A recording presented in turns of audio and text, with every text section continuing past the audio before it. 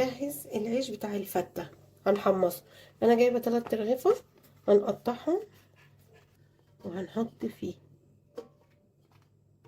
بصوا بقى كده، انا قطعته اهوت مكعبات، انا مقطعه كميه يعني زياده، مش مشكله خالص. بصوا يا جماعه، انتوا لو عايزين عيش ابيض عادي، عايزين عيش البلدي عادي. انا بحب العيش البلدي ده. هحط له يعني رشه سمنه كده، ممكن رشه زيت عادي جدا برضو، براحتكم خالص اللي انتوا عايزين. ممكن تدخلوه الفرن من غير ولا ده ولا ده. هنحط بقى كمان ايه معانا، يعني رشه ملح مش كتير، ابهر بس العيش يعني يبقى طعمه حلو، ورشة فلفل اسمر، وهدعكهم في بعض كده عشان السمنة بتاعتي تدخل فيه. وهدخله الفرن على درجة حرارة قليلة جدا عشان يتحمص، ياخد التحميصة بتاعته.